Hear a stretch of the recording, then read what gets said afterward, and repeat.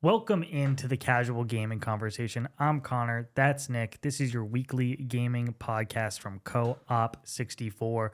We're talking GOTYs this week. We're talking about the Game Awards nominees, predicting a lot of the major categories. We're not predicting every single category, like your esports player or esports team. We don't know anything about that, but we're going to go through, I think it's like 8 or 9 categories and discuss what we think the nominees are going to be. It's finally time. December 12th, the Game Awards. We're going to be reacting live to that. So come hang out with us on December 12th. It's going to be a lot of fun.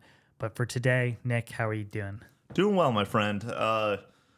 Man, oh man, it's GOTYs. It's the best time of the year. Mm-hmm. It is like Christmas, the Super Bowl, and Halo wrapped into one, Connor. It's amazing. I'm like, you know this. I believe the audience at this point probably knows this. It's my favorite conversation to have every year is this conversation. Game Awards, Game of the Year, gaming nominees. This year, a lot more difficult to predict than last year. We learned that throughout this week. Mm-hmm. But yeah, I'm really excited for this conversation. I'm really excited for the hot takes, the draft, and yeah, how are you doing? I'm doing good. I got up today at 5 a.m. We are in the midst of busy season officially. Like we're going full tilt. So we're working on Saturdays.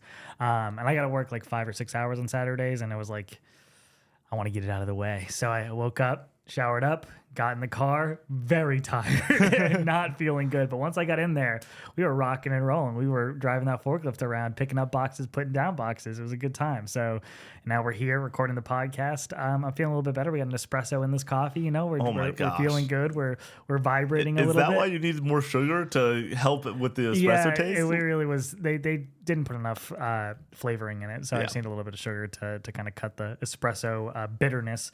But yeah, I'm feeling surprisingly good. But we got a long day of shooting ahead of us. Yeah. But we want to get this up as soon as possible. So this is going up on Saturday because the nominees are coming out on Monday. If you're watching this after Monday, it should still be fun to see what we get wrong, what we get right, and we'll have a good discussion around it. And of course, we got our hot takes. We have our draft at the end. We're doing Metroidvania draft. It's going to be a lot of fun. A topic we don't really talk much about, so that'll be exciting.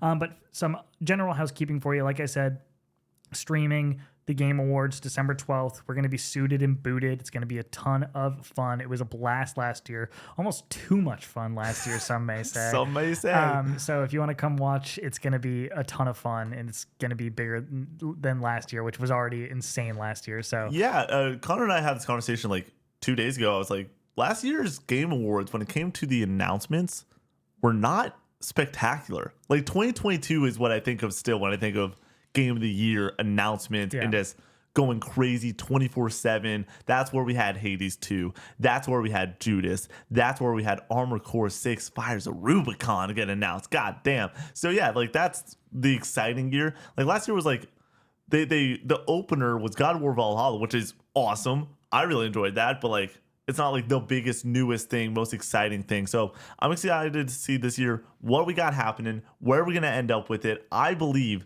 that there's more potential energy in the gaming industry today with these GOTYs than ever before with these potential announcements, especially. So I'm really looking forward to this one. Yeah, it's going to be a blast. But in the lead up, we're streaming over on Twitch Monday through Thursday, 7 to 10 Eastern Standard Time. Nick is playing Infamous with us co-piloting. A lot of fun. We're doing an evil playthrough as chosen by the community. They wanted Nick to be a bad guy, so here we go. I've never seen this before. I always play the good guy in Infamous games, and most games, really, Mass Effect as well. So yeah, that's been a lot of fun so far. Nick finished up Mass Effect. What are you playing after? We are hopping into Modern Warfare 2007's campaign for the first time ever. Oh, when did we decide this? This was decided like many months ago, but the scheduling is interesting because Mass Effect 1 was supposed to take a little bit longer. It did not take a little bit longer. Because I was like, fuck this game. I just want to finish it at a certain point. Like people were like, why aren't you doing more side missions? And I'm like, when the gameplay itself does not invite me to want to play the game more, I'm not going to play the game more. Like that is just not going to happen. I'm already pretty adverse to side missions. The ones that I like to play is when the gameplay shines through along with just like great story and characters. So that ended a little bit earlier than we expected. Mass Effect 2, a little bit earlier than expected. I was supposed to play MW1's campaign and MW2's campaign And that was it for the year. Like, that was supposed to be the end of the year. That was supposed to be like a little fun December treat. So we're going to do MW1. It's going to be like a quick, maybe 1 week worth of streaming, maybe a week and a half, and then MW2s. And that leads perfectly into the metaphor bonanza that we're going to have going on at Co-op 64 leading into the Game Awards. Connor, I just did the schedule for it.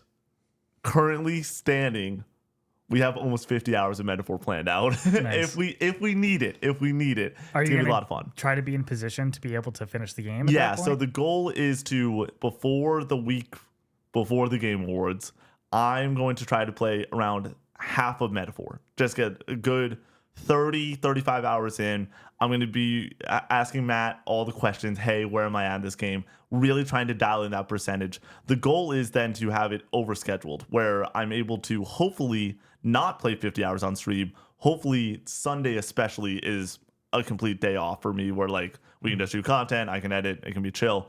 But currently we have 50 hours just in case we need it, because the goal is, as always, to lead into the Game Awards, like streaming the morning of the Game Awards, partying with you guys, getting excited, playing one of the Game of the Year nominees, and then cut for a few hours, let me maybe get a nap in, shower, shave, and get suited and booted, get going for the Game Awards. I'm really excited. It's going to be just so much fun. This is something that I'm now looking forward to do every year. Last year was a blast. The fact that now it is officially a thing, unless Metaphor does not get nominated for Game of the Year. Guaranteed. Guaranteed. Year was Alan Wake, just for context. Alan Wake, which was 20 hours of streaming. Yeah. Not 50 hours of streaming, but 20 hours. So I'm looking forward to this one, though. And it will seep into my stream schedule. So we're going to kick it off on a Thursday. We're going to also be streaming it on that Tuesday, all leading into the big dance Thursday. It's going to be a lot of fun. Do you have something scheduled for me after Devil May Cry? No. Okay, we'll talk about that. Yeah, Because I'm so, probably going to finish Devil May Cry on Wednesday. We're going to figure something out if I need to kill like an hour or so, I'll figure out a game to play on PS2 or something to mess around on. So we're doing that on Wednesdays. So come tune in. It's a lot of fun over on twitch.tv/co_op64. We have merch in our Discord link in our bio over on TikTok. Discord has almost 2,000 community members chatting, hanging out, playing games together. Merch, we have t-shirts, hoodies, and mugs if you would like to support the channel doing that. Those are available in the link tree in the bio. Leave us nice reviews over on podcast services, over on Apple Podcasts specifically. It helps the channel. It helps the podcast get to more people and puts it in front of them. So that would help us out a lot. So without further ado, let's get into the hot takes. Give it to me. Give me the heat. Nick, let's see it. Give me the heat. This is a redux. This is a little bit of a redo, a little bit of we have a little bit more information. So we're going to hop in with a fun one. My video game hot take for this week is about Shadow of the Erdtree and the fact that it deserves to get all the nominations in the world at this year's Game Awards. Now it is official. Jeff Keighley has announced himself, hey, we are doing the damn thing. It is allowed to get nominated for Game of the Year. It is allowed to get nominated for any categories. And you might be asking, that's a bunch of bullshit. I agree. If you think that is bullshit and you are upset about that, that is totally right. And I promise you that there are people on this panel that are talking about Game of the Year, that are deciding Game of the Year, that believe that it is bullshit. So it will not get nominated for certain categories or be voted in on certain categories because it might not get enough votes, because people will, on the panel, think that it is bullshit. But we are talking about 40 hours of the best content this year. So it should be allowed. And you might be asking yourself, but ongoing game for Cyberpunk 2077. No. It was not just ongoing last year. Best narrative also, it got a nomination, which in my opinion is a major fucking category. And performance. Yeah, for Idris Elba. Yep. So like this is not new. It's only the announcement is, it's the DLC can get nominated for Game of the Year. The only reason that like it's getting brought up now is it probably will get nominated at now. That is a thought that I have. I may or may not have that predicted today, but I think that the conversation around it is more interesting when you let the best of the best play. It's almost like when you got Patrick Mahomes. It's like you want him out on the field. You want to see what this guy can do. You don't want him injured. Here's a guy. But yeah, like this is the exciting aspect of the Game Awards. It is having those conversations, talking about whether these nominees are great, not so much. But at the end of the day, Shadow of the Earth Tree is a phenomenal DLC. It is 40 hours of the best gaming this year. The memories that I personally have with this DLC and this game overall are some of my favorite in gaming. It has some of the greatest boss fights in gaming. I think that the conversation of can a DLC win is an interesting one to have, because at the end of the day, those 40 hours need to stack up against the 100 plus hours that you can have in something like Metaphor, in something like Final Fantasy VII Rebirth, and also go toe to toe with the big dog himself, Astrobot. Let's see if it can go and show up and show out and make it to the big dance in the first place. I understand that this is totally going to be a dated take in the next 2 days, but also this whole podcast is going to be a little bit dated in the next 2 days. So I want to come out swinging and say, yep, it's all right by me. I think it's an interesting conversation. Let the boys play. Let Shadow of the Earth Tree get after it. And let's all accept that going into the future, DLC's totally fine to get nominated for the big show. I always assumed this. There was no reason to not. With all the awards that that Cyberpunk was nominated for last year for Phantom Liberty, I thought it was kind of obvious. It was just a matter of if it could be up for Game of the Year. Yeah. And I was like, yeah, I think so. I would assume so. There's nothing to the contrary. So I'm not surprised about this revelation that yes, it is indeed eligible, but I'm going to reserve my thoughts on whether or not it should be for the nominee guessing. Before you hop into your hot take, I have a question for you. You played basically all these games last year. Is Cyberpunk Phantom Liberty a leaps and bounds better game than Baldur's Gate 3? No. I mean, Mario Wonder? Yes.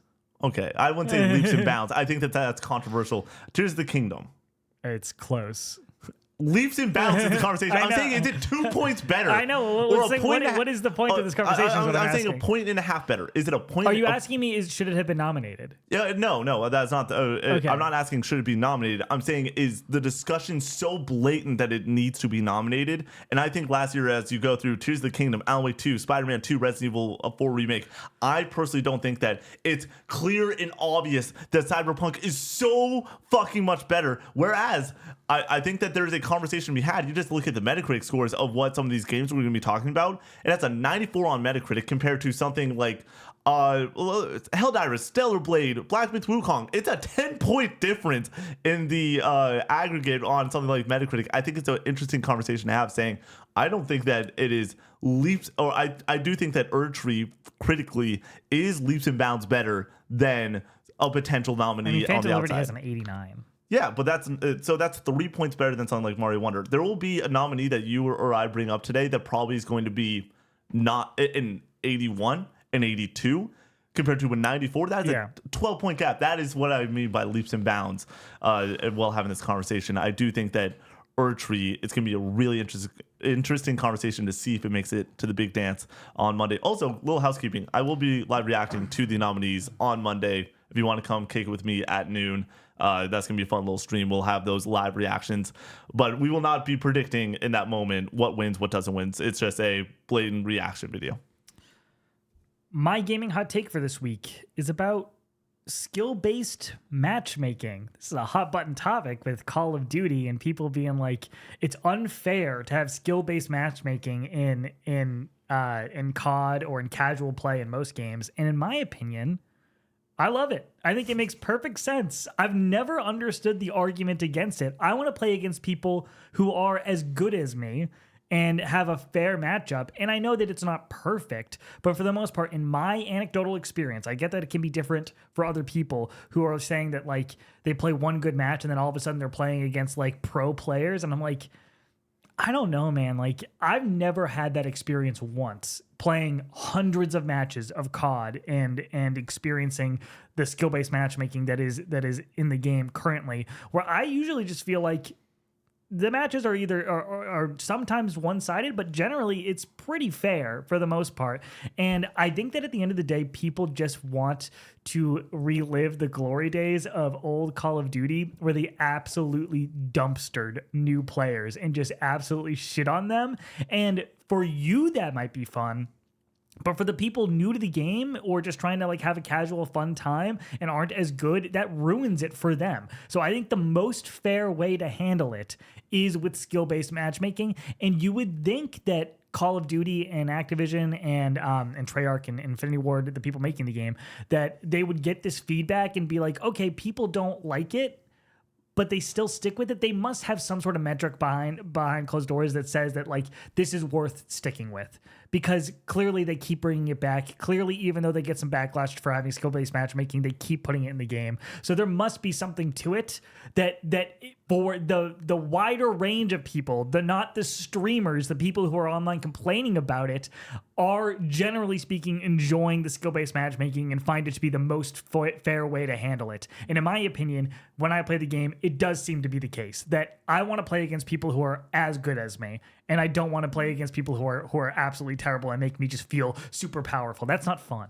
So yeah, I completely agree with this take. This is like the most surefire take I think you've probably ever had, where it's just like, oh man, we could either make the game fair or we can just have LeBron James dunking on me 24/7. It's like, cool. If you're LeBron, is that fun? Like that's where my mind's at. Where I'm like, it might be. Well, for some, that's the thing. Where like, if you are somebody that's just way better and like you enjoy just dumpstering people, maybe that's fun for you. But like, I think that having closer games and also having games where you excel expectations, where it's like, cool, I know I'm playing somebody similar to me and I drop a 40 bomb, that feels a lot better than like playing somebody that's clearly a noob and is just struggling with the game and just lighting them up. That's not fun. I want to go and dumpster people that are as good as me, not dumpster people that are worse than me, and that allows for that to happen. So yeah. I love this take. I'm all about it. I think it's solid. And just because you play one match and you're doing well and then the next match you're not doing well because somebody on the other team is like really good, that doesn't mean that skill-based matchmaking is fucking broken. Like, it's not a perfect system in any game that has skill-based matchmaking. Sometimes you just end up playing against a sweat. That happens in every competitive game. Like, every shooter has that aspect to it. So it's always frustrated me. It's just like, I don't really know what people want. Like, even like Valorant has skill-based matchmaking and unrated. Even though it doesn't like actually show it, there is hidden MMR that tries to pair you up against a fair match. Yeah, which is important. Like, right. Oh man, I want a fair match. I also I like the idea that you, as somebody that's not phenomenal at Call of Duty, I have my moments, but man, oh man, not great at this game. To go and have those moments be like super chill, where I'm just like, I'm listening to a podcast, I'm hanging out, get off the job, it's get off stream, it's 10 o'clock, I'm just trying to chill out. The worst thing that could happen is just running into getting dumpstered over and over and over again and beating you down to not wanting to play this game compared to skill-based matchmaking, which just makes me want to play this game more. I suck at Call of Duty. I've never been good. And now with skill-based matchmaking, it might be skill-based matchmaking, it might be that I've switched to mouse and keyboard. Like, I'm decent. I have like a positive KD. Like most matches, that was not the case. Like back in the day for COD, when playing with Brady and Max and our friends on like Black Ops, like I think I had like a 0.7, 0.6 KD. I will say, I was terrible. We do get the advantage of you light someone up and you get them 3/4 of the way. That is true. It adds to your KD a little bit more. For me, I think my KD in the game is like a 1.3. I'm like, it's probably a 0.9. Like, it really is. 0.9, like, I think I without that, I would probably be close to just 1 at this point. Just like a basic even KD. And that's kind of what I want from this game. And I don't know if that's, I've gotten better at the game or mouse and keyboard. I don't know. But I digress. I like skill-based matchmaking. Same. Yeah. Are we playing COD after this? I mean, maybe. I tried to play last night. I tried to play the single player, and it had a fucking 37 gig update. Oh yeah, there was a huge update. And I was like, oh, well, it's because it's season 1. That's why I haven't played since. I was playing Metaphor, and then I stopped, and then I was like, okay, cool. I'm gonna go play one mission of Black Ops 6 campaign, and it was like, well, it's time for bed because this is gonna take a while, dude. Do you know a mission name? Like, can you help me understand where you're at? I mean, I did that one. I did the one mission. You did the exciting mission. How Yeah. many more have you done since then? I think that was the last mission. I Okay, did. cool. Maybe You're about one halfway after. through the game. Yes, You're a little bit over. I looked up how much I had left, and Yeah. it feels like it's flying by. Oh, dude. I'm not really as high on it as you seem to be. Dude. I'm like around like a 7 right now. What? It's good. Oh, dude, this is like a high-flying Mission Impossible movie. God damn, dude. I mean, like, I don't really care about the characters. I don't really care about the overarching story. I just like there is some cool set pieces for sure, but that open world mission, hated it, did not like it. It completely takes. So I did like 1 or 2 side missions during it. I just went to each and then thing. immediately was like, I don't want to check all this off. It's a cool idea. Like, I respect them kind of taking a swing, but like I didn't really enjoy it personally.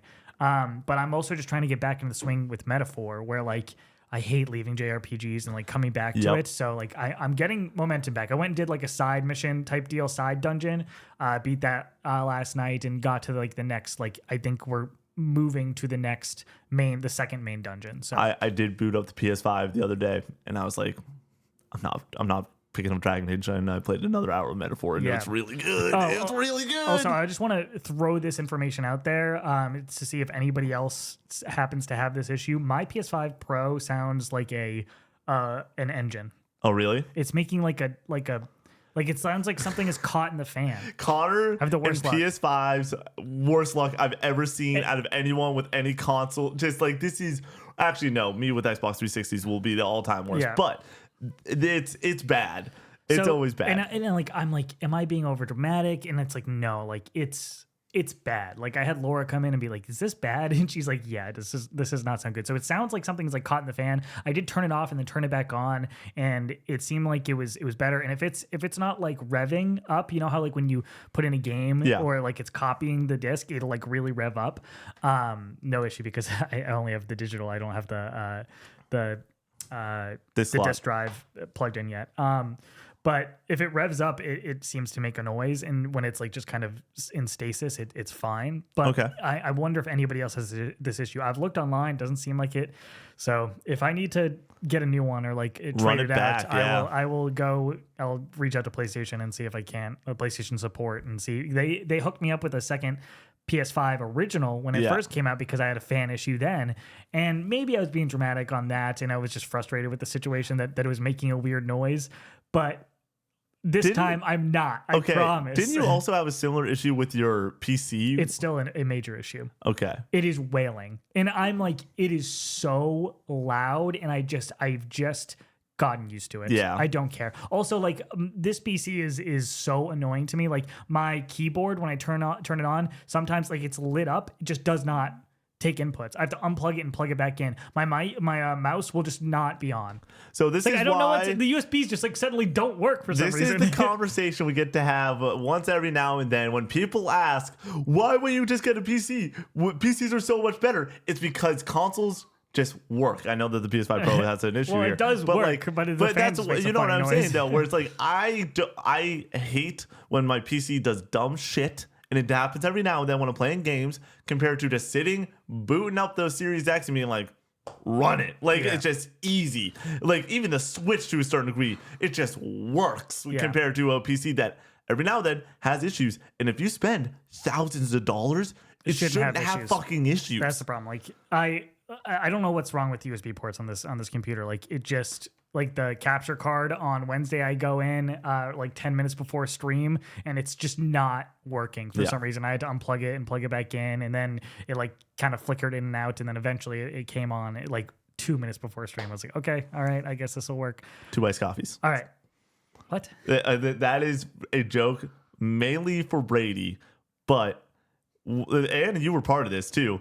On Monday, he was just like, yeah, Saturday, I don't know if I'm going to be working. I was like, Brady, you say the word. I'll be over there 9 a.m., 2 iced coffees. We'll play Rebirth all day long. I'll put a Metaphor on a separate TV, 2 iced coffees. And he was like, Nick, that sounds like a great plan. And then, surely enough, you guys had to work this morning. And so last night, even though I talked to Brady on Wednesday, we went to a concert, had a great time. Talked to him on Thursday, just making sure that he's doing all right company-wise and everything. And then Friday, I saw him last night, had a great time. We watched the Logan Paul-Mike Tyson fight. Had a lot of fun there. Man, oh man, what a disappointing night. Just in general, dude. These fights sucked, except for the two women's Shocking. fights. The women's fight was fucking awesome, but like no joke, Jake Paul might be the smartest man on the planet. Yeah, no, I you gotta respect the hustle, I guess. 40 million? Dude made 40 bags? Yeah. What the fuck are we talking about here? And Mike Tyson got his too, but like Mike Tyson, what they did was they just had him go out there and they were like, all right, Jake, do not hurt him. Like, don't like really hurt him. And then they're like, all right, Mike, just don't get dropped. Yeah. Do not get dropped. And that's all they did. And then like even at the end of it, Jake bows to Mike being like having a nice little moment. It's like, oh dude, this is just embarrassing. Oh, it's so frustrating. I mean, it is what it is. But, You would assume that was going to be how it always was going to go. So I didn't pay much attention to but it. the whole time though, I kept on looking over Brady. I was like, and Brady was like, dude, I'm like, Brady's having a few beers and everything, but he's not like going crazy or anything. There wasn't any world where he was not going to work this morning. But he had the classic thing of maybe I just like call in, maybe whatever. And then I just kept looking around and 2 iced coffees, dude. I'll be there tomorrow. 2 iced coffees. We'll push the shoot. We'll do whatever we need to do. Let's play some Rebirth. Yeah, he was supposed to be at work at like 8 this morning, and I was like, "Where's Brady?" Because we need to shoot the rest of the content after this. And I was like, "They must have had some fun last night." Honestly, well, I had to drive and everything, so I wasn't going too crazy with it. The amount of meat that me and these gentlemen had, dude. Did you guys cook? So this? yeah, we cooked okay, everything. gotcha. We had 3 steaks in. Oh my god, our dude Max can chef it up some motherfucking steaks. He comes out and like we're still waiting on the wings to get baked, but he's slicing up the steaks into just strips so we can just distribute and take a little bit off the top if you want. And he goes and just starts dangling this piece of steak, and I just take it right to the mouth. It is so tender, so juicy, so well seasoned, and I legitimately was like with the steak still in my mouth, I was like, oh my God. Like, it was one of the best pieces of meat I've had in a very long time. And then, surely enough, we get to the wings. And these wings were great, dude. Few different sauces. Had the garlic parm from B-Dubs ready to go. That's good stuff. Had some habanero. Dude, just like a lot of good spice, some zing in there. God damn. It was a hell of a night. And then we had some salad, too, to feel a little bit better about ourselves. So, overall, it was great. I'm just going to get it. Oh, man. Yep, there you go. Thank you. Ouch. We got it. That. All right. All right, let's hop into the actual freaking topic. What, we're 30 minutes in? Yeah, I'm going in order that you sent it to me. So bottom to the top. RPG's the bottom one? RPG's the bottom. Great, okay. same. We're going to hop into our official predictions for the Game Awards nominees. We're doing major categories here.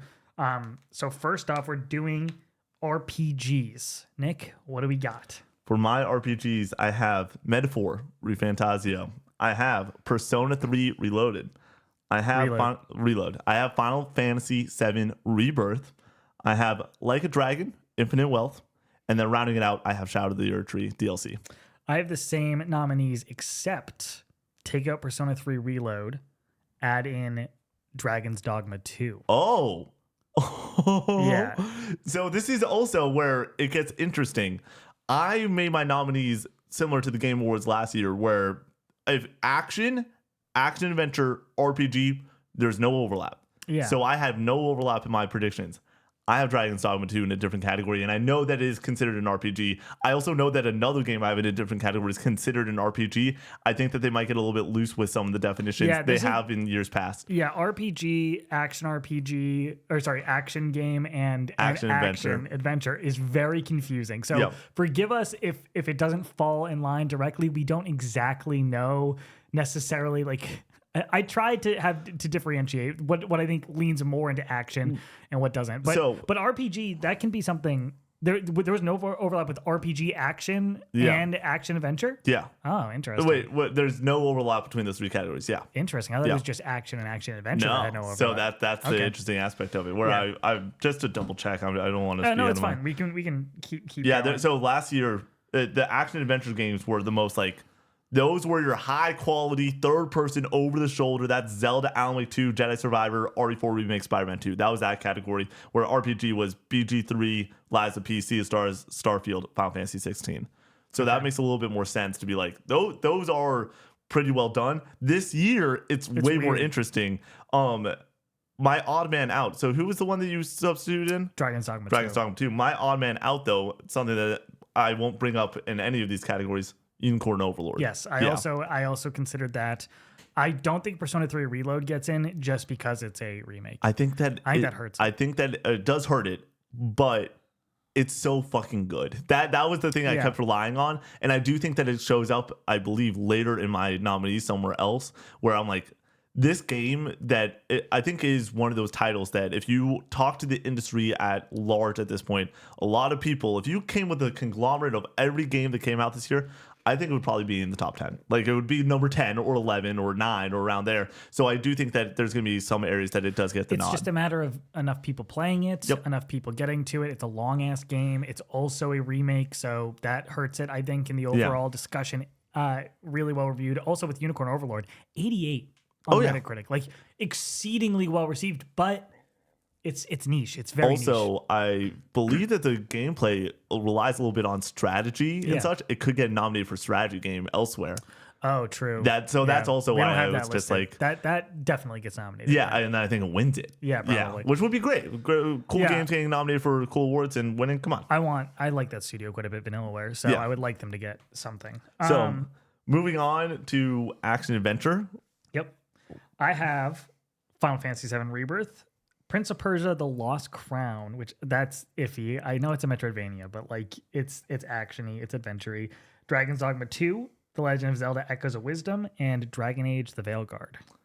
I'm pretty similar to you here. I don't have Rebirth because, like I said, I believe that there can be overlap this year. Like, I'm not saying that this is impossible. It has to be. There's just not enough. It doesn't feel like there's enough gas in the tank, but I tried my best. I really tried to like organize this way. I have Astrobot for the keyword there being adventure. It's an adventure game. Does that count? I don't know.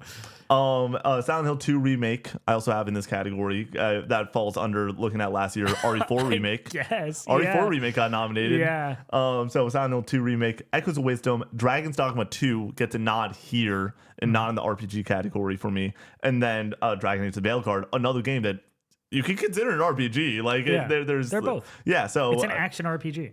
Exactly. Yeah. So the same with Dragon's Dogma. That's where I've slotted both those in this category. I think that in my odd man out, I want to throw this out there. If they're like Dragon's Dogma is 100% an RPG and we won't allow it, or Veilguard is an RPG and we will not allow it. Last year, there was some oddness in the action game category. I think that we might get some oddness here if they do not allow something like that to happen with Veilguard.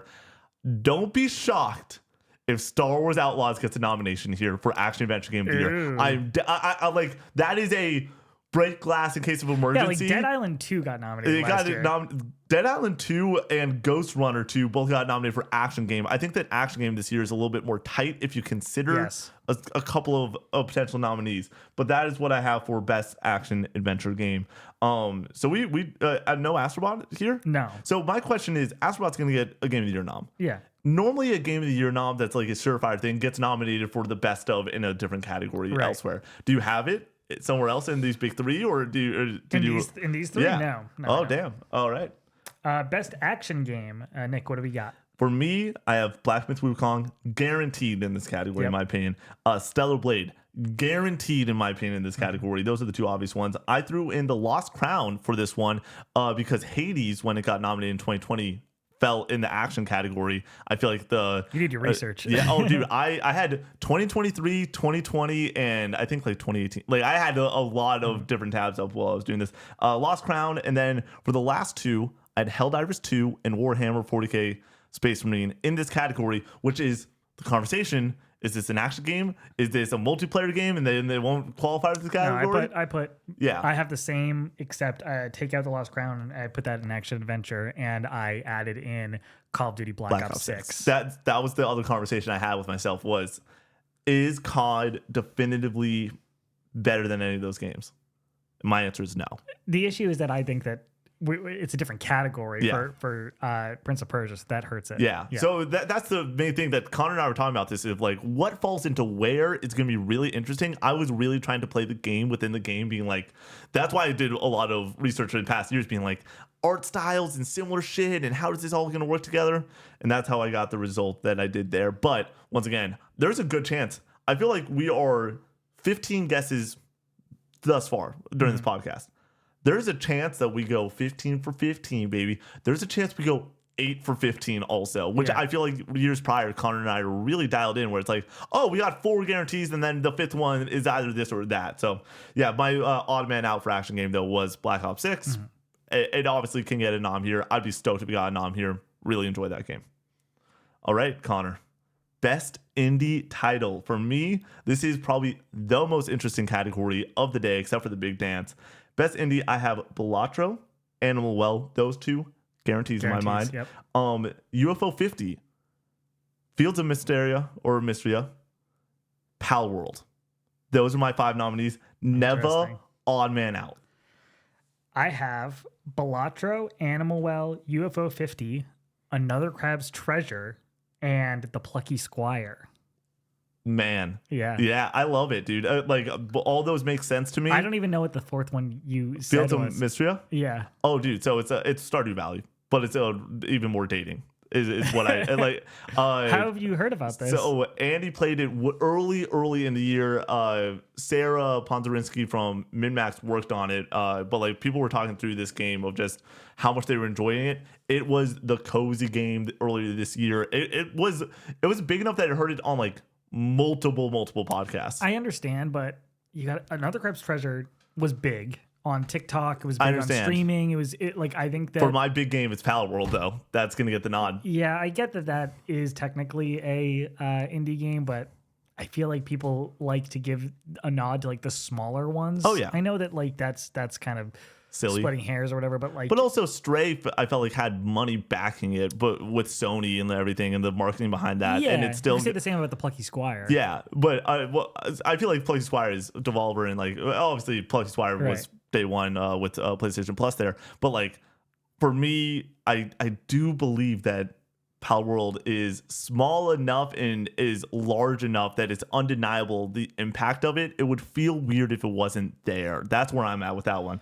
Everything else though, like I feel like Fields of Mysteria, Another Crab's Treasure, Neva, Plucky Squire, all could show up, all could win.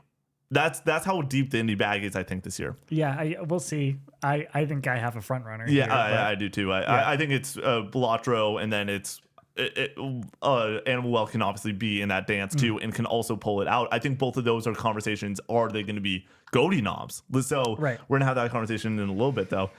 Best performance. This one's so difficult. I want to throw this out there. I turn to you, the audience. Get in our YouTube comments, please, and let us know what you would predict as the nominees. Yeah. And if they already came out, you can laugh at us for being really wrong on this one. I think that I'm going to be pretty fucking wrong on this one. I reached out in the Discord and was like, is there certain ones that I might be missing here? I had but every single time somebody called somebody out that I thought might be able to make it, I already had them written down. Also, shout out to Matt Lucid for helping me with this one because I was lost in the fucking sauce on this one. I'm just gonna give character names here. Is that okay? Yeah. I have Aerith from Final Fantasy VII Rebirth. I have Stroll from Metaphor Refantasio. I have Ichiban from Like a Dragon Infinite Wealth. I have Senua from Senua's Saga, Hellblade 2. I have James Sunderland from Silent Hill 2, and I have Barrett from Final Fantasy VII Rebirth. I forgot Senua. That's on me. That should be on. That's on me. Because she's going to win it. No, she's not. She's going to win it. She's already won it. She's going to win it again. No, she's not. Who's going to win it? Out of those that you just listed, who do you feel? James, 100%. Okay, I like it. I would put money on it. Okay. Yeah. I have Eve from Stellar Blade. I think. No chance. No shot. I have James from Silent Hill 2. I have Cloud from FF7. I have, and that is the quarterback winning the MVP conversation. Like quarterback from the best team, that is Cloud from FF7 Rebirth getting a nod, even though I think Aerith and Barrett might be a little bit more of the conversation, but more so than those two characters. I also have Tifa, who I think is the star of FF7 Rebirth in her acting and delivery. Aerith is more prominent in my opinion, and Barrett. We'll have that conversation at a different time. And when it comes to Eve, I do want to say that it's not. I think the voice actress is actually really great. I think the voice actors in that game are all really good. I think the writing is not the best. They don't have a lot to work with. That's fair. And the direction, I don't think is good. I have an interesting one. I do have the main character Rook from Dragon Age, which is voiced by 4 different people. Like you can take your voice options. I think that the one that I chose, really quality. Apparently, Erica Ishii, or the person that's going to be playing Ghost of Yote's lead, awesome. College humor, she's great. Is also one of the voice actresses on it, and apparently her performance is killer. So I feel like it would be really interesting to be like nominated Rook, and it's 4 people. Yeah. That would be fun. And then I also have Ichiban from Like a Dragon, which, yes, if I were to change my predictions, remembering Senua and how fucking phenomenal that performance is, and honestly, you believe it's gonna be James? My boat is on Senua still. I think if something is won in the past, it automatically hurts it. It hurts it, but she fucking delivers once again the goods. I also think that the one I would remove is Eve. This was a hard one for me, where I was like, I really don't know. I do think that she had a killer performance though in that game. I love Eve as a character.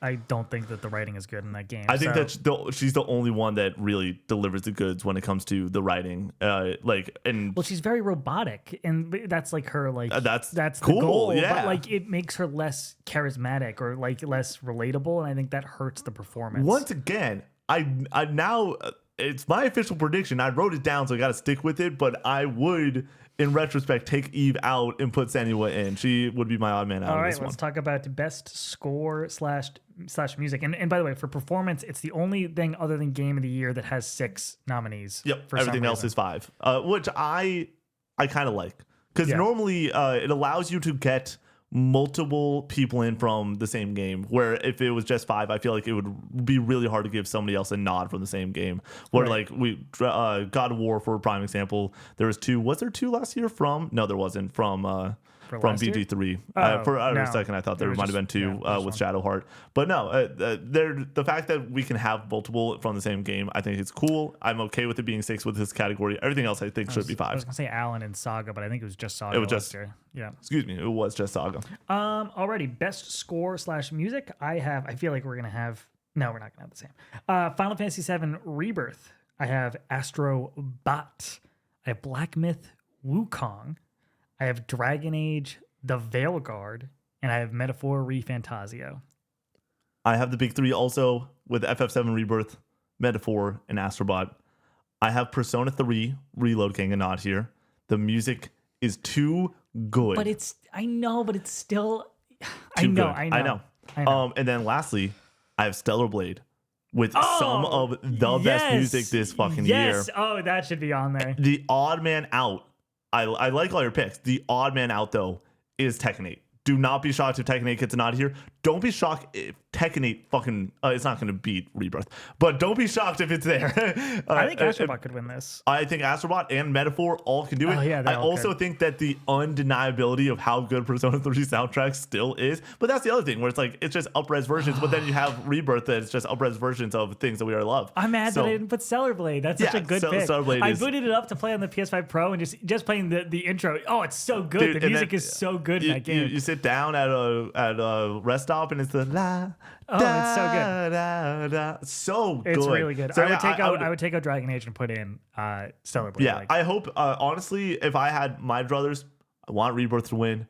Duh. I think it's going to win. But I do really want Tekken 8 to get the highlight there. I wouldn't be upset if Metaphor or Persona or Astrobot. Astrobot's music is one of the things that makes it a masterpiece. Like, it is so fucking next level. All right, moving on to art direction. We only have 4 more of these. I have Metaphor, ReFantazio, Zelda, Echoes of Wisdom, Fields of Mysteria, The Lost Crown, and Neva. Wow, we're not the same Yeah. here. I have Astrobot, Final Fantasy VII Rebirth, Metaphor ReFantazio, Black Myth Wukong, and Animal Well. Are we completely different except for Metaphor? You don't have Rebirth on there? No. And you don't have Astrobot? No. Weird. I think that those games are... They have Astrobot art direction is great. I think they have great direction in general. I think that that's the more word that I would use. But when we're talking about art direction, I think that Neva's art style, Echoes of Wisdom's art style, Fields of Mysteria, Lost Crown, and Metaphor, that is what I think of when I think of those games. I don't think Lost Crown has excellent art design. I think that the design of that game is great. Really good. I think it's great. It's great for a 2D 3D 2D game. Yeah. But Dragon Quest 3 yeah. could be up there. I don't know if that it's game qualified. is gorgeous. It is. Okay, Anything great. before the 22nd Great. is allowed in. That's interesting. I also want to shout out one of Connor's favorite games for this reason. Do you think that because it's interesting, Dragon Age the Veilguard? Because it's interesting. People do like the vistas in that game. Yeah, there's some gorgeous art direction in that game. Yeah. Also, another one that we have to shout out.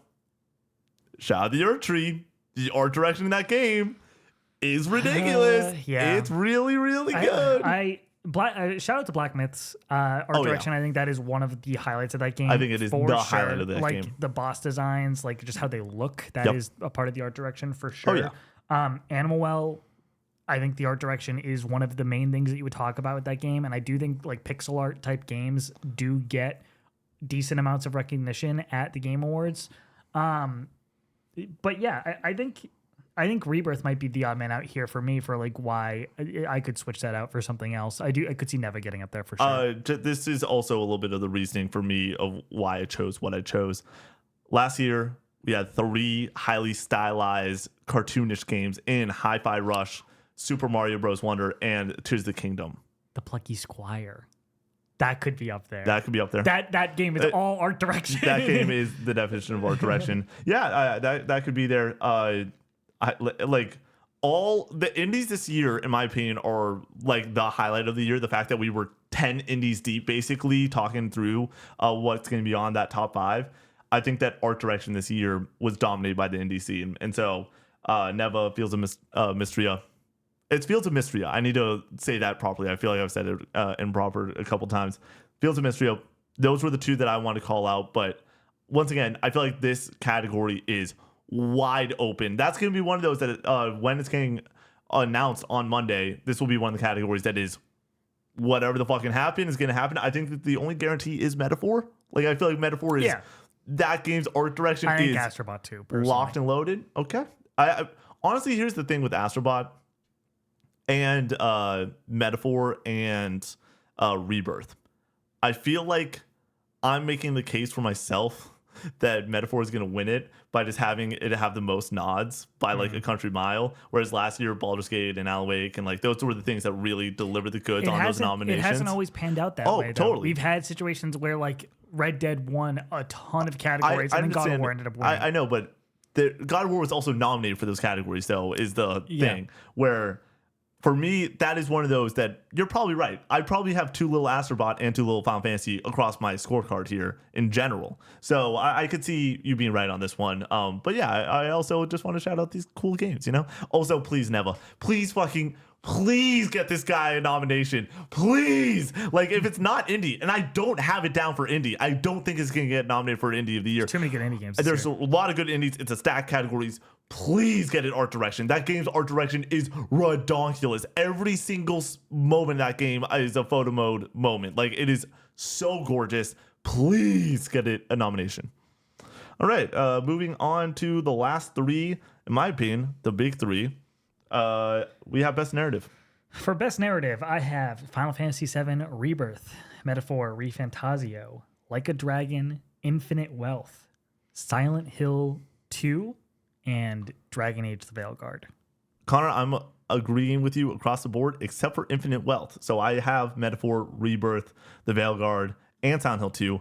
My last one, getting in, shocking the world for the first time ever in this category, a Call of Duty game gets in. No shot. BO6. No chance. I will say that it reviewed across the board really well for the campaign. People are putting the respect on the name that the narrative of this game is fucking rad. It's a lot of fun. And I think that this year, Infinite Wealth's like story, every single Yakuza game is fucking awesome. I understand that. And I have not played any, so I'm not trying to take away from something that I cannot make a stake in. But Call of Duty's narrative is fucking awesome this year, and I would love for it to get a nod. I would love for it to get a nod. I doubt it. Connor, this is the nominations predictions. We get to be bold. We don't have to be right, okay? Yeah, that's the next, that's a podcast in 2 weeks where we have to be right. Also, just a reminder, we're going to take a break from GOTYs next week, and then the week after will be predictions on winners and our personal announcement predictions that at the Game Awards. We went really hard last year in a row on Game of the Year discussions. It's like 5 podcasts in a row. 5 podcasts in a row. We're like, we need to tone that down. So what do we have? Three total, and we have stuff interspersed in between it to kind of break it up. Because I know this might not be interesting to people, or to certain people. I understand. It's the most interesting conversation for me. I fucking love this shit. I'm having the best time ever. Yeah. This goes really fast, though, is the only thing. It does go really fast. Yeah, for sure. But it's good because we can get this up as soon as possible. That is true. Yeah. All right. Best game direction. What do we got, Nick? My game direction, which it's such a difficult category this year because I want to give indie love, but I have no indie love on my board. For game direction, I have Astrobot, Metaphor, Rebirth. For me, all locks. And then I have Dragon Age the Veilguard and Silent Hill 2. Shout out Bloober team with the direction that they used with Silent Hill 2. I really hope he gets a nod here. That game is really, really well crafted. For a remake, I understand probably won't get the win, but I hope he gets the nod here. Odd man out for me, Balatro. I like that game is made by one person, and it's like, give them the award. Like, just fucking give them the award. That game doesn't make sense that it exists in the fact that it was done by, I believe, one person. Give them the award. Person, yeah. I have Rebirth, Astrobot, Metaphor, of course. Then I just called an audible. I changed it. I am doing Animal Well, and I'm doing The Legend of Zelda: Echoes of Wisdom. Oh. I think Echoes of Wisdom is all game direction when it comes to the mechanic of utilizing the copy and paste mechanic. I think that's that it lives and dies by its game direction. So I think that gets nominated here. Do you want to hop into the big one? Yeah. So this, I believe, will be broken out for just the brief nominees, and then we won't go. Intro it? Yeah, I would love you to intro it. These are our predictions for the 6 nominees for Game of the Year at the Game Awards. Nick, what do we got? Connor, obviously, I have the big 3. We've been talking about this for a long time. For sure, Astrobot, Metaphor, FF7 Rebirth will all be there. They're the front runners for this year. And then it's a wide open conversation. It is a situation of you just pick your favorite and you pray you're right. For me, I have my 4th man up. I've said it all for the past 3 or 4 months. Balatro will get nominated at Game of the Year. It will happen. I think that it has a really good shot at Indie of the Year. I think that this game is really loved in games media. That was my 4th man up. Number 5, Helldivers 2. This game, I think people sleep on the fact that games media, the people that are voting on this, all they experienced when it came to the gameplay was those first few months before shit sort of hit the fan when it came to bouncing issues and other issues. And they loved it. And we loved it for the same reason. We had to move on, so we only had 1 month of playing it, but we really enjoyed that month of playing it. I think Helldivers 2 gets a nod. And then the last man up, it really is a situation of pick your favorite. And I'm going to go and shout out that this game is better than every other potential nominee, so it will get nominated. Tekken 8 will be the 6th man up, and a fighting game will get nominated for the Game of the Year this year because it deserves it. I think that it has one of the best scores this year. I think that it is one of the greatest fighting games ever. I would love to see it get a nod here and just get the respect that it deserves. Tekken 8, phenomenal game. Those are my 6. My 6 nominees for Game of the Year are, of course, Astrobot, Final Fantasy VII Rebirth, and Metaphor ReFantazio. Then I have Silent Hill 2 Remake, definitely in my top 3 for the year at this point. Then I have Animal Well. I think it's the most universally loved and most universally accessible indie for this year. I think Balatro just puts some people off because it's a card game. I love it. I think it's a 10 out of 10. I think it's fantastic. But Animal Well had a ton of buzz around it, was very beloved, reviewed excellently. That is my next up. And then I've backed out. I had Black Myth Wukong here. I thought based off of how everything kind of played out with Dragon Age and Zelda and other titles that Black Myth might sneak in here, and I still think it might. I think this might be Shout of the Earth Tree as well, because as we know, it could be DLC, but I'm locking in The Legend of Zelda Echoes of Wisdom. I think you need a Nintendo nominee. I think that and it just has that nostalgic factor of a long-running franchise that people love. This did review very well at 85 on Metacritic. So like it's a solid contender here. And I think that it's universal. I think Tekken, there's not enough fighting game fans in games media. I think that hurts it, even though it might be a better game. I think there are better games than Zelda for this year, but it's Zelda. So those are my 6.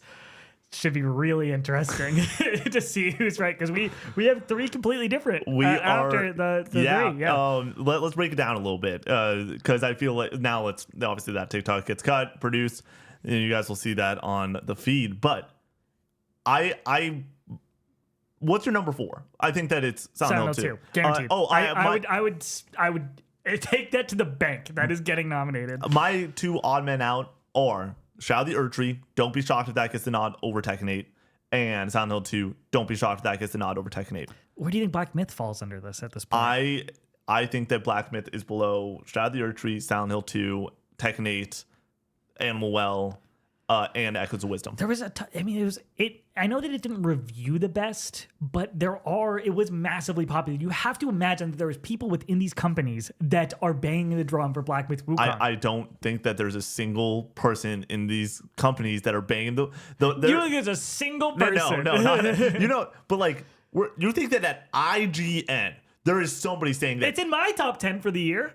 10. Yeah, I know. But I'm saying it's in my top 10, that it could easily be in somebody's top 6. Who has it as their number? So the big 3 are done. Who has Black Myth at their number 1? I know there's people that have Bellotro at their number 1. I know there's Helldivers, 2 people that have it at their number 1. I know there's people on TikTok who have it. Yeah, but there's people on TikTok that do not vote on this. I know, I understand, but I'm saying that there are people that exist that have Black Myth Wukong as their game of the year. I'm talking about the people that are voting on this, and that is what we are predicting. I don't know everybody who works at every single one of these companies. There's got to be somebody. I agree, and also there are international companies that work and vote on this. So maybe I'm just wrong, and I just only listen to North American media and everything, because there's Canadian companies and everything that I follow too. But like, my whole thing comes down to the fact that I know for a fact that there are people in these war rooms having these discussions that are saying Bellotro is the best game from this year. You cannot prove me wrong.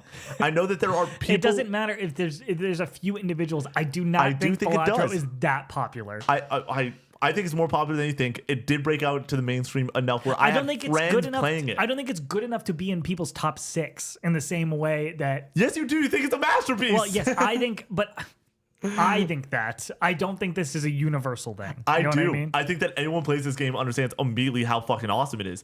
Everyone that plays this game, and I'm somebody that Animal was received similarly. Oh, I also don't be shocked if Animal gets in on this too. I think that's the indie for this year. I think it's Bellotro. Yeah. And I also think there's a world where both gets nominated, but and that would be fucking awesome. Don't get me wrong. Love indie love. Like, what do you think Dragon Age stands on this? I think that they are. It's possible. I think it's possible. Too. There is like kind of funny. I think that will be in their top 5 for the year collectively. Yeah, that checks. Yeah. I mean, a lot of people played it and they all really enjoyed it. They gave 9s over there and everything. Yeah. The conversation for me that I come down on is who, and I've listened to certain things where there's insights to this. Game Informer does it the same way. It is, you're in the room and it's a passion off. It's screaming. It is getting excited about these games. And I'm saying that Tekken 8 has that passion. There are going to be people that are saying that is 2 or 3 people. I understand, within a company, but that's the problem. Here's the thing, though: the passion of the 2 or 3 from that company outweighs 10 people being like, "this game's pretty solid," and that's Black Myth, and that's Stellar Blade, and that's Helldivers. Dude, I would love Stellar Blade to get nominated. Dude, I think that Stellar Blade's a better game than Echoes of Wisdom, right? Yeah. Duh. I mean, I gave them both 8 5s. Zelda. But it's Zelda's the hard part. And it's the lack of Nintendo. I think that this year, though, is a little bit of a weird year. Though we're talking about if we're saying a 33% chance between Astrobot, FF7 Rebirth, and Metaphor, that means that there is a 66% chance that a JRPG wins it this year, and it's not FromSoft. I want Final Fantasy VII Rebirth to win so badly. I want more people to play this game. Yeah. And I think that if it wins, it'll push it further. But this year is super interesting because I really feel like there are 10 odd men out, and I think that this year is the type of conversation that allows for a Forza 5 to get in there, allows for a Tekken 8 to get in there. And I'm at the point where I'm like, I don't know how you don't argue that Tekken 8 is. I think Tekken 8 is a better game than Blotro and Helldivers 2. I think a lot of people think that. I think it's still a fighting game. That's the key. I think you really need to understand that. Dude, if it's Monday morning and Tekken 8 gets a nod, yeah, you're going to see me scream. I'm going to be so happy. And that's how I know that there's people. If we were to do this, let's just say hypothetically we have to submit our 6 games. Mm-hmm. What would it be? I think it would be the big 3. Yeah. It would be the big 3. I think it would be Silent Hill 2. Silent Hill 2, and I think I would argue hard enough for Tekken 8 to be one of them. I mean, and then Blotro. I think Blotro would be up there, yeah. And then I would fight for Stellar Blade. If it was between me and Brady, Stellar Blade would be up there. That is true. If Brady was. Well, I don't want to reveal what ours are going to be. So let's just. I understand that. I wouldn't allow it. I would say that's not a 2v1, Nick. It's a chocolate milk situation all over again. I understand, but what I'm saying is I would be like, fucking kick Astrobot off. I don't care about that game. Let's get Tekken 8. I'm kidding. I have Astrobot above Tekken 8 for me this year. But like, you know what I'm saying? Like, it is the conversation of the passion. I know you watch Easy Allies argue it. That's not every company, I would imagine. No. Min-Max had his old conversation being like, yeah, the game for Office, same way. Kind of funny. Talked about IGN, that their Office, same way. It is a war room conversation that you are arguing, and it is a lot of it comes down to passion. And for me, I firmly believe this year that it goes back to I imagine there's a vote. I know, but it goes back to the God of War versus Elden Ring conversation, where these companies, I assume that everyone played at a major company. If you own a PS5, you play God of War Ragnarok. Duh. And I understand that there's a lot of people that probably weren't super high on Elden Ring because that's not their type of game. But the reason that Elden Ring wins it is because there are enough people going, I'm going to burn this company down if fucking Elden Ring does not win Game of the Year. Yeah. And then the God of War people just are like, okay, I kind of get it. But it's like a similar situation to Baldur's Gate last year, where like I don't want Baldur's Gate to win because it's not my kind of game. But like you get it. But like you understand it. My whole thing though comes back to the fact that I don't know if people are like, this game. It's the leaps and bounds conversation again. Is Black Myth or Stellar Blade or any of those games? Can you argue that they are leaps and bounds better than Tekken 8? I don't think you can. I think you can. I think you could argue that Tekken 8 is just another fighting game. It's another great fighting game. No, it's not. It is elite, dude. In our space, in the gaming space, yeah, online, watching TikToks, watching YouTube videos, I don't hear anybody talking about Tekken 8 still. Other than I mean, I imagine there are people talking, like the fighting game community probably loves Tekken 8. I understand that. Yeah. But I don't see it in the general public. It has a 90 on Metacritic. I understand. So we're talking about a 10-point difference between things like Black Myth. I'm not talking about Black Myth. I'm not talking about Black Myth. Helldivers 2. Another game that we're like, oh, this easily can get the nod. Echoes of Wisdom. Nick, if I had to, I will stake anything on Tekken 8 not getting nominated. Connor, part of me understands that it might not get nominated because it will, at the end of the day, become down to get nominated. because it's not it's Game Awards, and it might not make sense that it's going to get nominated. I looked at my list of games. I looked at that I beat this year. I looked at the overall games list, and I said this game is definitively in the top 6, and I cannot be convinced otherwise. This game is as good as it gets from a modern fighting game. I understand that it might be a better game. You're not looking at the whole picture about preferences, about people just not being into the fighting game genre. I know, but I think that there's going to be certain people at those companies that fold, and they just say, yeah, this is not a game for me. So sure. I think it's like Baldur's Gate. It's not a game for me. I understand it's fucking awesome. Yeah. Tekken 8, similar boat. All right. And then what? Are you ready to move on? Well, is there more discussion? I want to talk about Shadow of the Erdtree. Oh, okay. I think, by the way, because Wisdom, 4 points lower at an 86. I'm just saying. It's Zelda. I know. And here's the thing. If Zelda gets nominated, it's like Mario won it last year. Yeah. What are we doing? I don't really scoff at Zelda getting nominated personally. I really enjoy this game, and I think that it is up there, but I much prefer choosing something that is not only, in my opinion, better, but more creative and exciting and a more interesting discussion. Like Tekken 8? Yes! creative and I don't know. I think that is a more it creates more discussion than Zelda. Zelda's like, oh, okay. Tekken 8, I'm like, that's a better fucking game. I don't know. I feel like they have equal amounts of discussion around them. Tekken 8 came out and people were like, this is great. And Zelda came out and said, this is great. And that was well, it. I understand that was the sentiment. I also think that you're minimizing what Tekken 8's initial response was. Immediately, people were like, oh, this is like one of the best fighting games ever. Sure. Like, that is an insane statement. We had Street Fighter 6 last year, and it was awesome. And people were like, Smash Bros, Nick. That's the problem. Like, it needs to be Smash Bros to get nominated. I don't know if it does. Shout out to Urtree. Are we both wrong for not having it on here?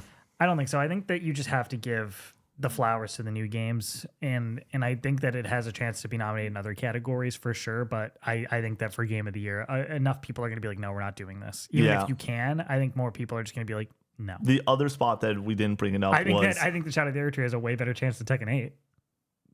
I think that it... way better chance. I think that I guess you're right, because I would be shocked if Tekken 8 was there, and I would be less shocked if Shadow of the Urtree was there. Same. Yeah. I do think, though, that we probably skipped over this. Shadow of the Urtree for game direction, too. It's Miyazaki. Yeah.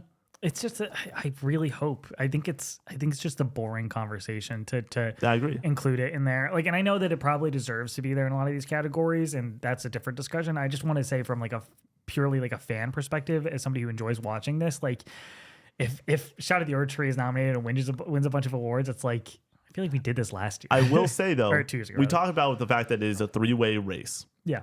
If you put out Shadow of the Urtree in there, it's a 4-way race, in my opinion. Yeah, which is annoying, and I don't like it. I don't. Well, I would prefer all the 3 games that are up there comparatively to win it, because I think that's a better conversation. Even though, actually, no, I've beaten Astrobot, I have beaten Rebirth.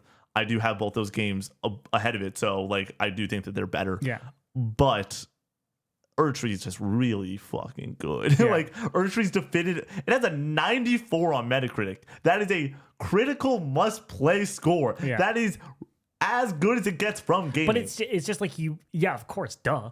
Like, oh, I know. It's just what it is. Like, it's more Elden Ring. But then again, if they came out with Dark Souls 4 and it's like, it is just more Dark Souls. Yeah. I know we've went round and around on this discussion so many times. I think that is the overarching conversation of, are we going to look like dummies on Monday because Urtree actually just boat races this thing? We're just gonna look like dummies no matter what. That is really true. I have Tekken 8 in my game of the year now, Connor. Yeah, and you're fighting hard for it. Because guess what? It's going to be a passion off at the end of the day, and I want to be on the right side of history saying that I stood up and I screamed out for Tekken 8 justice. It makes a lot more sense. This passion makes a lot more sense than the justice for Dak.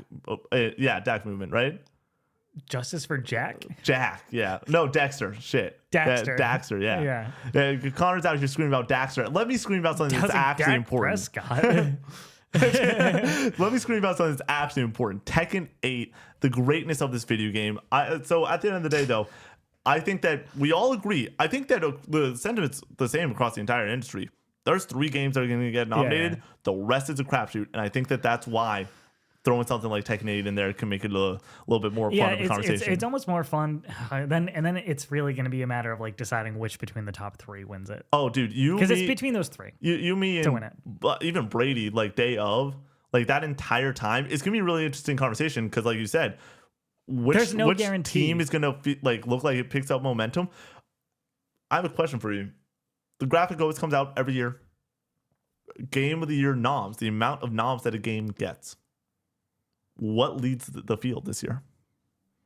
Probably Astrobot or Metaphor. I think it's Metaphor and Astrobot. Yeah. I think it's going to be an example of, it's going to be like 8, 8, 7, and Rebirth is at 7. Yeah. Yeah. I think that like, and normally, if you're leading those categories, you win. Like that is how you get like your road to victory is. I felt like last night I was doing NFL playoff examples, being like, all right, it's week 13. How's my team getting the playoffs? And I was thinking about Tekken 8 being my team, basically. That's and I was like, kind of doing with Black Myth as well. Yeah, like, I just feel like Echoes and Dragon Age didn't have this like major splash. Some of them are a little bit. Dragon Age is divisive, and then Zelda just like for me it just was like okay, it was good, but it wasn't like mind blowing or anything. So I was like, does that mean that Black Myth slips in there? Because I do think there's enough people who do think that it is the best game from this year.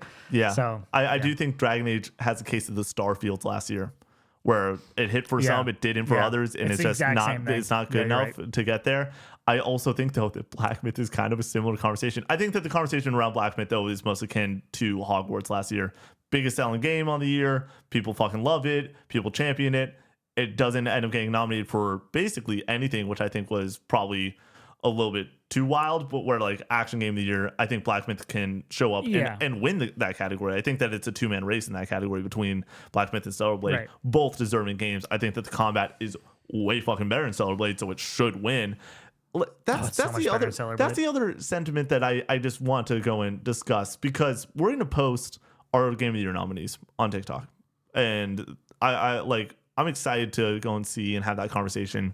And knowing me, I will not be defending my Tekken reasoning. I will all day to this audience and everything. And if someone wants to hop into Discord call and yell at me, that's fine. But like, I think that the people that are going to be like, "Where's Black Myth?"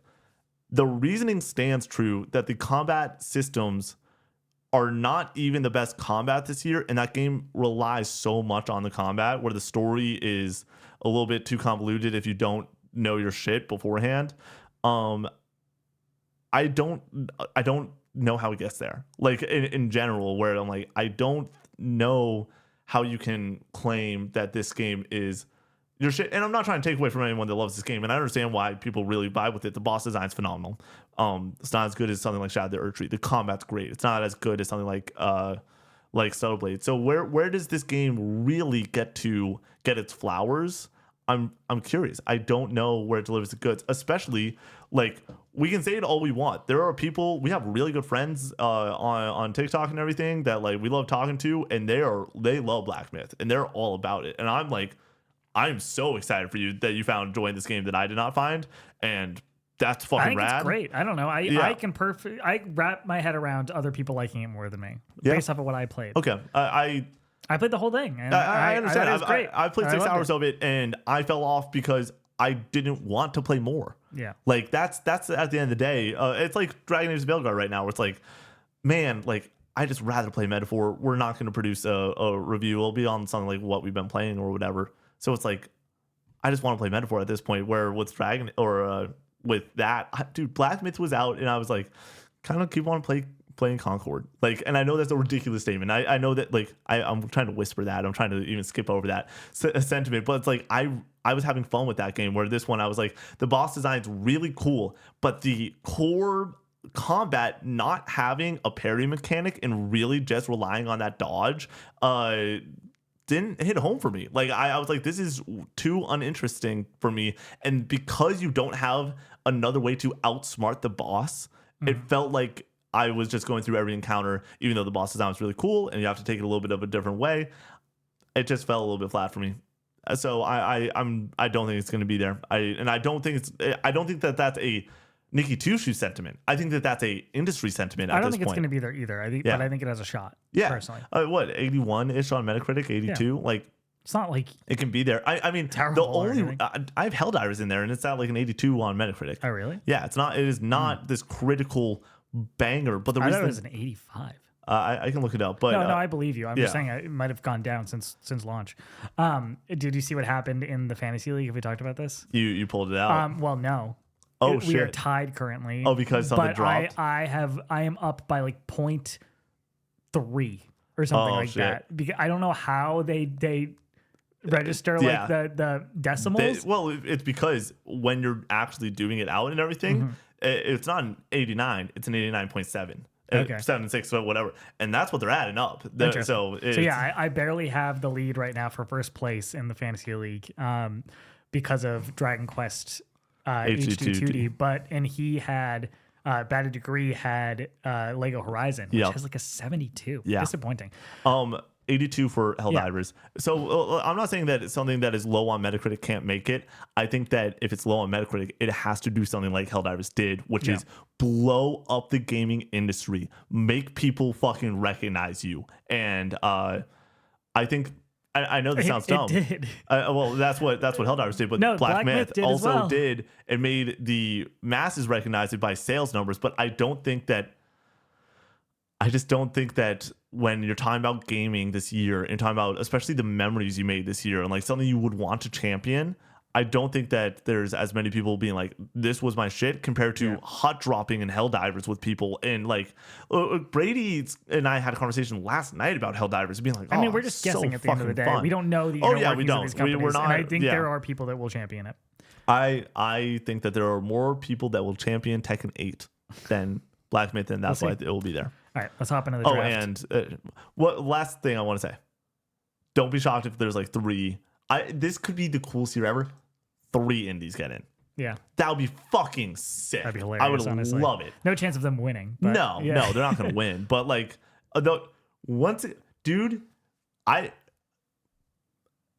from the sentiment of that you understand about Balatro, if it gets nominated, what if it fucking won?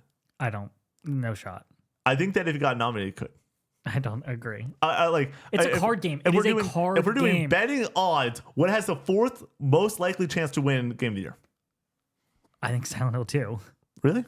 It's Okay.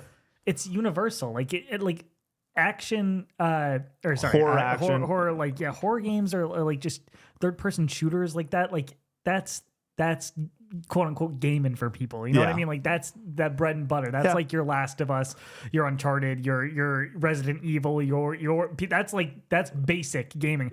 Card games are not like for everybody. They just aren't. I understand. Connor, who's to say that I'm not currently just milking this podcast because it's gonna be 2 more weeks so we have to talk about GOTYs. Yeah. Okay. Why not? All right, let's hop into it. I got the first one last week. Oh, sure. Right. I'll take the first pick on this. All right. Today, we are drafting Metroidvanias. Nick has the first pick. What do we got? Arguably the greatest game of all time. I'm going to choose Symphony of the Night. Castlevania was my first pick. I thought you would pick Super Metroid. Okay. Connor, what's your first pick? I'm going to take Super Metroid. I've never even played this game, but it's defined the genre, Symphony of the Night and Super Metroid. So Super Metroid with my first pick. With my second pick, I'm going to pick the indie darling, the Metroidvania that I think the newer generation is coming up with and falling in love with. It's Hollow Knight. This game is super popular in the online spaces and TikTok. And people fucking love Hollow Knight. Great art design, great soundtrack, really interesting bosses. Yeah, Hollow Knight with my second pick. With my second pick, I'm going to choose a game that is just gorgeous. That is the word that I use when I think of this. It is Ori and the Will of the Wisps. I'm a fan of the Blind Forest. I'm about halfway through it, but Ori and the Will of the Wisp just takes it a little bit further from a gameplay and from an art direction. That game knows what it's doing when it comes to being a Metroidvania. And then I'm going to choose a game that we are going to respect on this channel for all of time. Prince of Persia and the Lost Crown. That game's fucking awesome. Boss fights are some of the best this year. Some of the best Metroidvania boss fights, period, bar none. I really, really think that, like, from the fluidity of the traversal to the combat to the way it drip feeds the abilities throughout this game, excellent. That's my third pick. With my third pick, I'm going to go with another indie Metroidvania from this year, a really unconventional Metroidvania with no combat in it. We're going to go with Animal Well. Super unique art style, made by one person. Great game. Love it. One of the best games from this year for sure.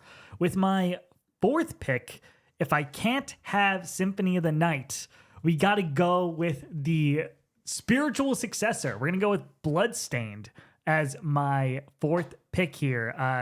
Igarashi coming back, kickstarted this game, made it. It's awesome. Looks amazing. Bloodstained with my fourth pick.